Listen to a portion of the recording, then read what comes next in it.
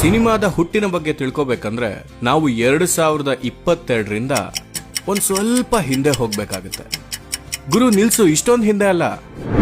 S, 1870 moving image ಅಥವಾ ಚಲಿಸುವ ಚಿತ್ರದ ಹುಟ್ಟಾಗಿದ್ದು 1878ರಲ್ಲಿ.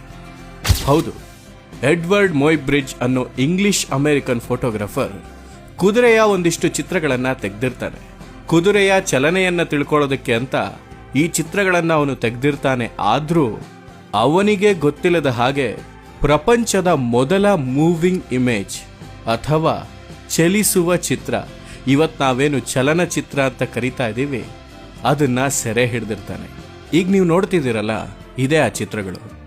ಅವನು ತೆಗೆದ ಚಿತ್ರಗಳನ್ನ ವೇಗವಾಗಿ ಪ್ರೊಜೆಕ್ಟ್ ಮಾಡಿದ್ರೆ ಅದಕ್ಕೆ ಜೀವ ಬಂದು ಆ ಕುದುರೆ ಚಲಿಸೋದಕ್ಕೆ ಶುರುವಾಗುತ್ತೆ. ಅದನ್ನು ಅವನು ನೋಟಿಸ್ ಮಾಡ್ತಾನೆ. ನೀವು ನೋಡ್ತಿರುವಂತಹ ಈ ಚಲಿಸುವ ಚಿತ್ರ ಹಾರ್ಸ್ ಇನ್ ಮೋಷನ್ ಅಂತ.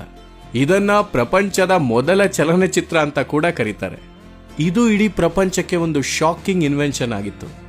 ಇಷ್ಟು ದಿನ ಕ್ಯಾಮ್ರಾ ಮೂಲಕ ನಾವು ಬರೀ ಚಿತ್ರಗಳನ್ನ ಸೆರೆ ಹಿಡಿಬಹುದು ಅಂತ ಅಂದುಕೊಂಡಿದ್ದಂತಹ ಪ್ರಪಂಚಕ್ಕೆ ಇಲ್ಲ, ಚಲಿಸುವ ಚಿತ್ರಗಳನ್ನು ನಾವು ಕ್ಯಾಪ್ಚರ್ ಮಾಡಬಹುದು ಅಂತ ತಿಳಿಸ್ಕೊಡ್ತು.